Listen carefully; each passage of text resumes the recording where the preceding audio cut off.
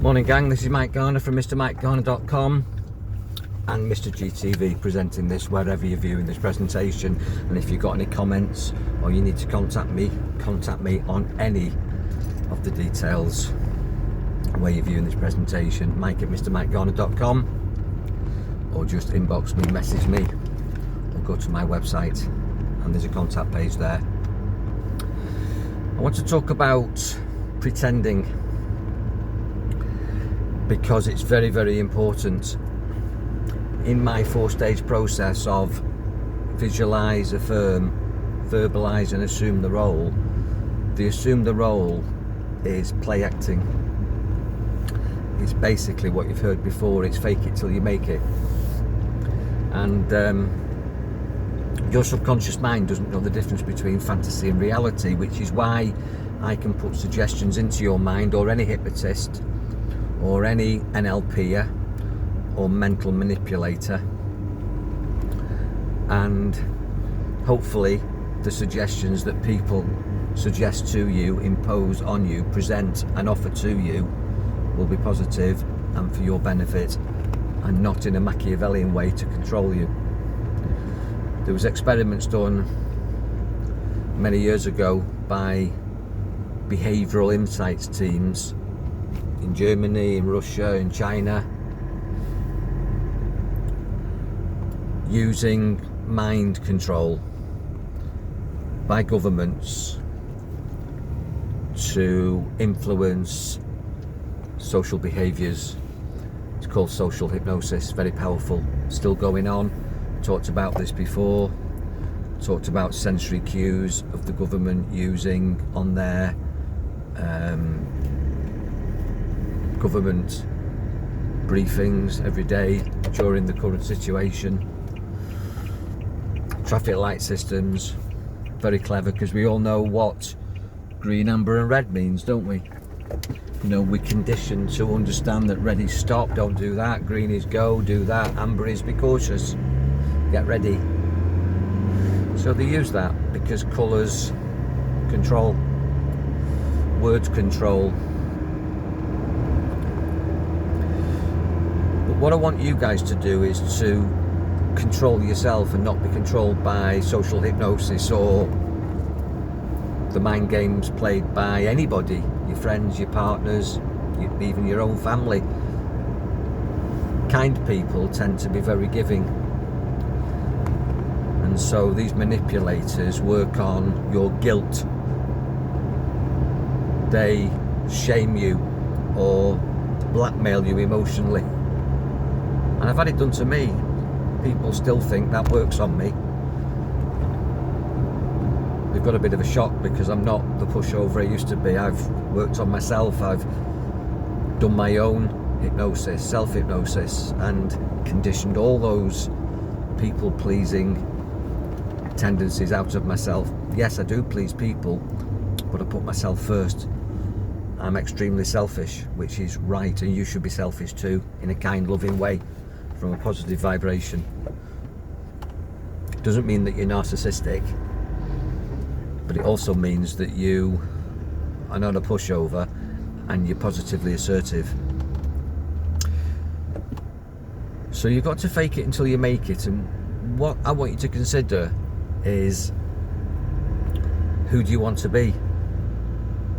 And what does that look like? And what does that feel like? And what does the new you sound like and smell like? What does the new you do? And then I want you to become that. Because the difference between a winner and a loser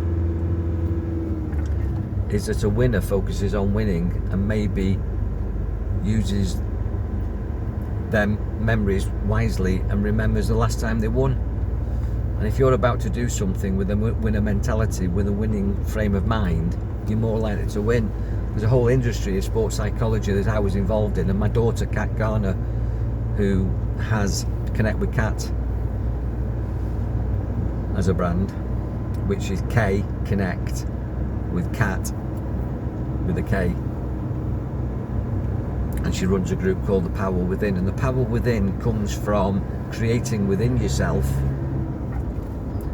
a self-image of the ideal you. It's called your self-ideal. And then you behave as if you are that person. And lots of people come to me and they'll say things like, well, I've never been confident, so I've got no confident files, no confident memories to draw upon, got no experience of being confident. I often challenge that. But even if that was true, which it rarely is, but even if it was true, and even if somebody has never won and they want to be a winner and they say, well, I've got no winning files because I've always been a loser. I've always been an underdog. I've always felt like I'm a victim. Quite often they felt like they're a victim, but when you scrutinise the evidence, that's not true. But what I do with that is I install fantasised files. I can give them what's called vicarious programming hypnotically, which means that I can tell them a story in hypnosis, and that story goes into your memories as if it was a true story. This is what the government do. They tell you stuff repetitively until you believe it. That's how you learn everything. It's called indoctrination. And indoctrination actually can be positive, although mostly it's negative, because it's other people's memes and themes that are being installed, so that basically most educated people are just repeaters. I'll say that again, it's an interesting word, repeaters. Most educated people are just repeaters. In fact, if you don't repeat the assumed facts in any area of education, maths, biology, chemistry, physics, geography, history particularly, if you just keep repeating what you're being told without question, nothing changes. And a lot of these subjects were put down as being what you need to know to be educated centuries ago, decades ago. Very rarely challenged. And if you do challenge them, in other words, if you're not a repeater, you're a challenger, you're a questioner, you're an open-minded student, you probably won't get on. You'll be considered a renegade, a disturbing influence. Most highly intelligent people. There's an ambulance coming now. It's a live recording. Can you hear it? I'll just move over, let this ambulance through.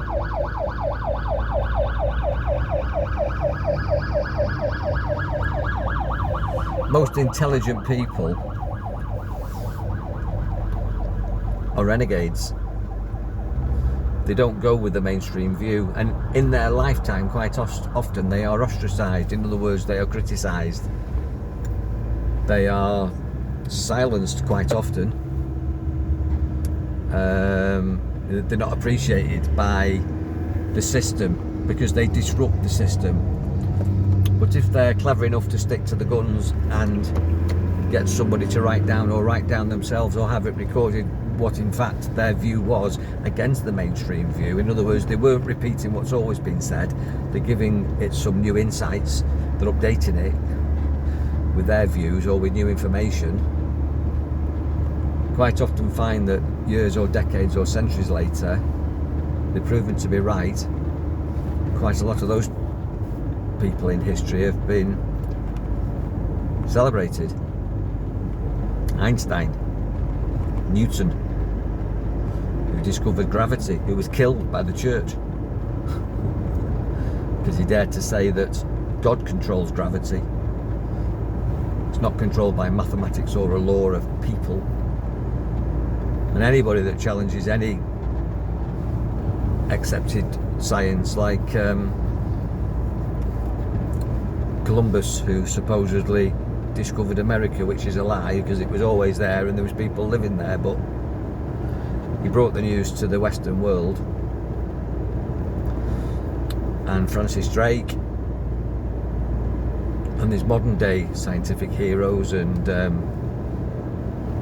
people studying all sorts of things, making breakthroughs, and if it serves the government trying to control your mentality, govern your mentality, then they'll celebrate them, but quite often they are put down, ridiculed and debunked, but later on found to be true. So we've always got to update our files. That's a tangent, but it's an interesting tangent that I've just gone down, because we are repeaters, and if you dare to challenge the narrative in politics, particularly at the moment, you're silenced, deleted and deplatformed, as you know. So dare to be different. So the new you, do you need to be more confident? Do you need to be more outspoken? Do you want to be more creative, more expressive, more healthy, more happy? Do you need new relationships? Do you want to move house, change your location, change your country, change your job? What do you want to change? Get a clear picture of what that new you would look like, sound like, smell like, taste like, feel like, and then create an avatar. An avatar, we know what avatars are. They're emojis. And then you can play mental movies, as I say, vicarious programming, and run that in your mind, and your mind will accept that as true and will move you towards the new you. Because all we are is a series of memories, and if you can install new files that become false memories, it's called false memory syndrome, in a positive way, rather than believing all this bullshit on mainstream media about the current situation, or believing the bullshit of your partner who puts you down, your boss who puts you down, running memories of the past where maybe your parents have put you down or your ex-partners have put you down, all this negativity, all this programming that benefited them because that was their agenda to keep you in your place and to suppress you and limit you. You can delete it, but you don't even have to. You can just overwrite it. It's like when you get a Windows program, you get the new software, you don't have to delete the old software, you just run a disk or upload a file and put the new file and it runs over the top of the old program. I'm doing that with people all the time. So I say to people, what roles do you want to play? Who do you want to be? What do you want to do? What do you want to have? And then we use pretend, make believe. Kids used to make believe, and they could turn a tablecloth into a cape and be Batman or Superwoman, or make a tent, or it could be a magic carpet, and you could give them a toy in a box and they'll play with the box and make believe that it's a tank or a ship, a boat or a car or a doll's house or whatever it is that you want to make believe, and it becomes real because kids are uncontaminated, and we've got to get back to that uncontaminated imagination and install all this new programming and make believe a better existence. We can make believe, vicariously program ourselves scientifically using our wonderful imagination and create the reality that we want to experience. And the world doesn't have to change, but when we change, the world feels different, it looks different, it sounds different, it feels different, it smells different, it tastes different, because we've changed our perspective using make-believe by assuming the role. So what role do you want to assume? What do you want to make believe? Stop believing all this stuff that everybody's telling you. Stop being a repeater. Be more of a renegade. Be more open-minded. Open your mind. Release your true potential. Use your mind as it was designed to be used with your wonderful imagination. You can change your memories, create new false memories through vicarious programming with me, or just by creating an avatar and playing mental movies. It's called visualization meditation. It's better when it's guided by somebody else, and particularly a professional who's qualified and accredited, but you can do it yourself. And I'm offering plenty of this on my YouTube channel, so keep checking back for more. Enjoy your mind, free your mind, don't be a repeater, think for yourself, don't be controlled by the government that are trying to govern your mentality, or by anybody else who's got their own agenda. Have your own agenda. And whatever you can make believe, you can achieve. Whatever you can make believe, you can achieve. And if I can help you, we need a chat, because I'm here for that. Be powerful, enjoy your mind, take care, be powerful.